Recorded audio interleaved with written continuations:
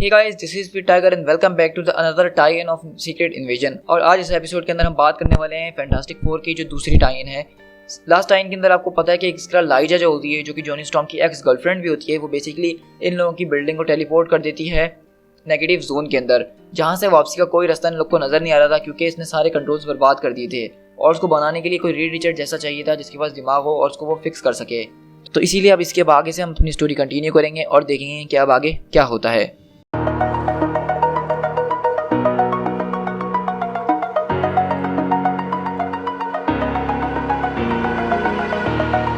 Over the edge, feel like I'm floating through the air. The pain I felt is paid for, all is said and done. Oh, I am restricted, fixed upon the web. I need to kick the habit that my mind is breathing in. Break out, I've got to see. Spent all my life holding all of it closely. I played it innocent, a feel of discontent. I'm finally facing it all, fearless.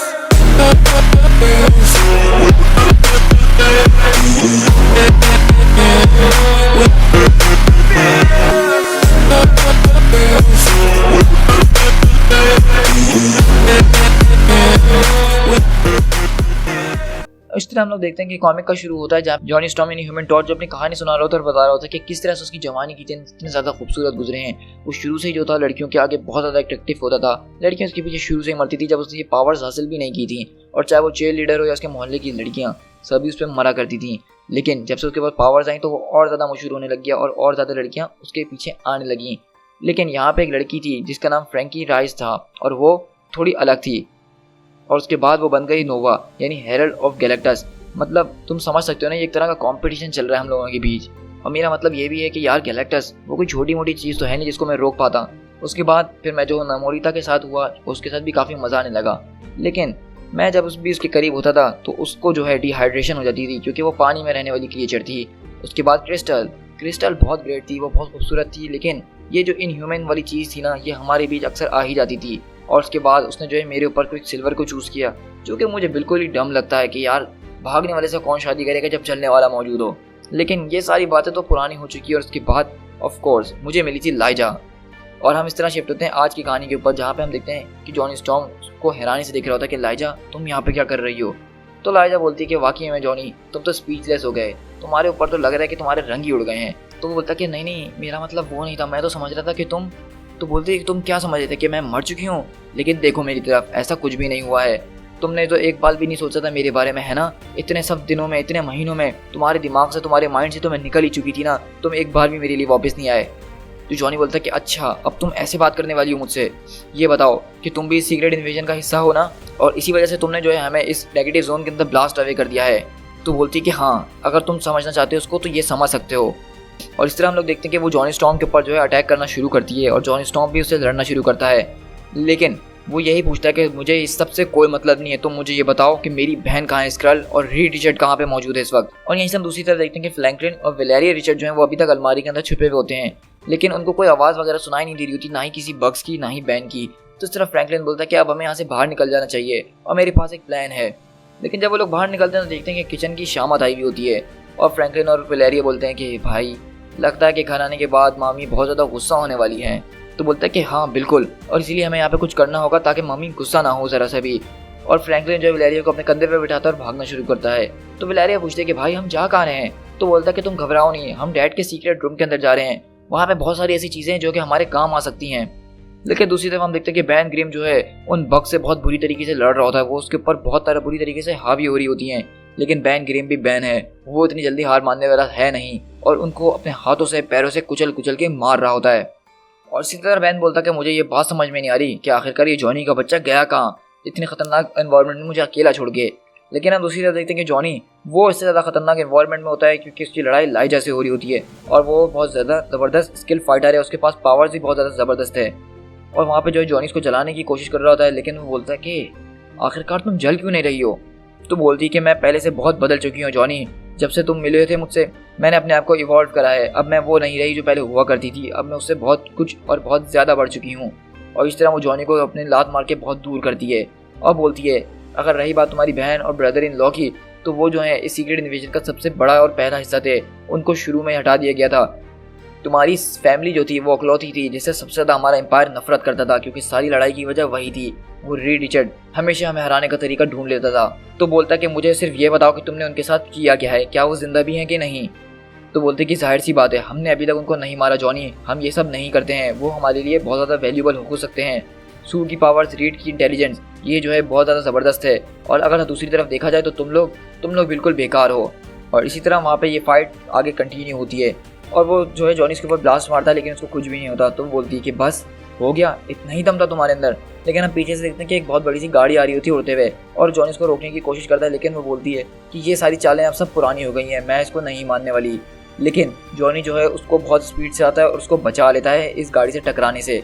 और लाइजा बोलती है कि तुमने मेरी जान बचाई। तो बोलता है कि हाँ शायद बचा ली, लेकिन तुम तो मुझे यहाँ पे मारना चाहती थी ना, तो अब तुम्हारा क्या इरादा है? क्या तुम वाकई में अभी भी मुझे मारना चाहती हो, या पुराने टाइम्स के लिए ये सब भुला देना चाहती हो, ताकि हम एक बार फिर से कोई नई शुरुआत कर सकें? लेकिन लाइजा जो है उसको देख के सोच में पड़ जाती है और जॉनी उसको जो है अपनी तरफ लाने की कोशिश कर रहा होता है। और जॉनी है ना भाई, वो कामयाब हो ही जाता है। जॉनी चाहे कोई सा भी हो, स्टॉर्म हो या सेंस, काम तो वही करेगा ना। और इसी तरह हम देखते हैं कि वहाँ पे वो लोगों की दोस्ती हो जाती है बेसिकली, और वो दोनों एक दूसरे के क्लोज हो जाते हैं। लेकिन अचानक हम देखते हैं कि वहाँ पे नेगेटिव जोन का एक बहुत बड़ा सा बीस्ट जो है वो आता है और लाइजा को अपने साथ खींच के ले जा रहा होता है। और जॉनी स्टॉर्म उसको बोलता है कि देखो, ज़्यादा परेशान होने की ज़रूरत नहीं है, काम रहो बिल्कुल, इसके टेंटिकल्स जो हैं उनको अपने हाथों से पकड़ो और तोड़ना शुरू करो।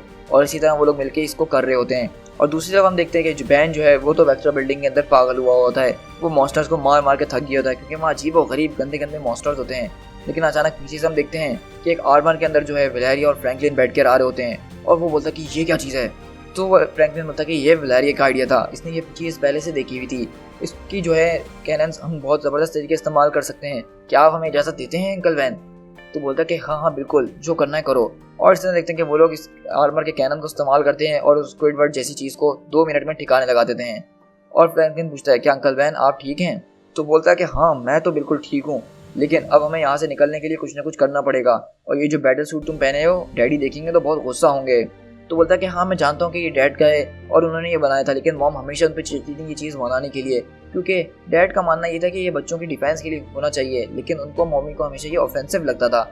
लेकिन ये कितना ज़्यादा कूल है ना, मैं देखो आयरन मैन लग रहा हूँ बिल्कुल। तो वैलेरिया बोलती है कि हाँ मैं भी बिल्कुल आयरन मैन लग रही हूँ।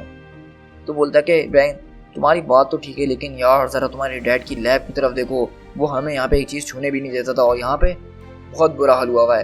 तो फ्रैंकलिन बोलता है कि आपको लैब की पड़ी है, उससे ज़्यादा बुरा तो किचन का हाल हो रहा है, आपको नहीं पता कि मम्मी हमारी क्या हालत करने वाली हैं? और इसी तरह हम देखते हैं कि अगले पल वहाँ पे ये लोग बातें कर रहे होते हैं, लेकिन जॉनी स्टॉर्म वहाँ पे आता है लाइजा को अपनी गोद में लेते हुए, और वो बोलता है कि सू नहीं थी, वो दरअसल लाइजा थी, ये सब एक स्क्रल इन्वेजन का हिस्सा है, और जब भी हम लोग बाहर एक जेलीफिश जैसी चीज़ से लड़कर आ रहे हैं और बहुत मुश्किल से बचकर आए हैं। तो वो बोलता है कि बहन लाइजा ये यहाँ पे क्या कर रही है, मतलब तुम्हें तो पता है ना यार, तुम इसको यहाँ पे क्यों लेकर आए हो? तो बोलता कि यार ये बेहोश हो गई थी और मैं क्या करता, उसको वहीं पे छोड़कर आ जाता, इसको मैंने समझाने की कोशिश करी है, हमें जो है मैंने इसको समझाने की कोशिश करी है, और अब हमें जल्द से जल्द जो है रीड और सू को ढूंढना पड़ेगा। तो बैन बोलता है कि देख मेरे भाई, मैं तुझसे सिर्फ यही कहना चाहता हूँ कि तेरे पास इतना दिमाग नहीं है कि हम इस जगह से बाहर निकल सकें, उसके लिए हमें कोई दिमाग वाला चाहिए। तो बोलता है कि तुम्हारी बात तो ठीक है यार, कि लाइजा भी बिल्कुल यही बात कह रही थी कि हम लोग जो है इसको फिक्स नहीं कर सकते हैं, इसके लिए किसी हाई IQ वाले की ज़रूरत है, और मुझे नहीं लगता कि इस बिल्डिंग के अंदर ऐसा कोई और मौजूद है तुम्हारे और मेरे अलावा जो कि इसको फिक्स कर सके। तो बैन बोलता कि यार तुम बिल्कुल ठीक कह रहे हो, ऐसा लग रहा है कि हम लोग डायनासोर्स के ज़माने में आ गए हैं और ना कोई एक्समैन और ना ही कोई एवेंजर्स हमें यहाँ पे आज बचाने आने वाला है, तो हम अब करें तो क्या करें? तो वहाँ पे पीछे से फ्रैंकलिन बोलता है हमें डैड के प्रिजन में जाना चाहिए। तो बैन बोलता है कि इसने ये बात क्यों बोली? तो वो बोलता है कि आपको नहीं याद कि डैड ने और टोनी स्टार्क वगैरह ने मिलकर नेगेटिव जोन के अंदर एक प्रिजन बनाया था, वहाँ पे बहुत सारे बुरे लोग हैं। तो बोलता है कि हाँ वो तो हैं, लेकिन उससे क्या? तो बोलता है क्यों ना हम वहाँ से किसी एक बैड गाय को अपनी मदद के लिए बोलें और उसके बदले में हम उसको आज़ाद कर दें, ताकि वो ये मशीन फिक्स करे और हम लोग यहाँ से निकल सकें। तो जॉनी बोलता है कि बैन हम भी शायद यही सोच रहे थे ना, हम कुछ देर में ये कहने ही वाले थे, I mean, ये हमें करके देखना चाहिए, इसमें कुछ ना कुछ तो ज़रूर बात लग रही है मुझे। तो बैन बोलता है कि फ्रैंकलिन तुम तो सच में एक जीनियस हो।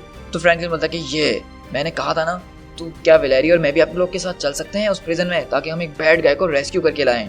और इस तरह हम देखते हैं कि यहाँ से ये लोग जो हैं अब जाएंगे उस प्रिजन 42 के अंदर, जो कि टोनी स्टार्क, रीड रिचर्ड्स और हैंक पिम ने मिलकर बनाया सिविल वॉर के टाइम पे, जहाँ पे उन्होंने लोगों को कैद करना शुरू किया था। और यहाँ पे ये लोग अब जाएंगे और वहाँ से किसी एक बैड गाय को छुड़वाएंगे ताकि वो इनकी मदद कर सके। To be continued.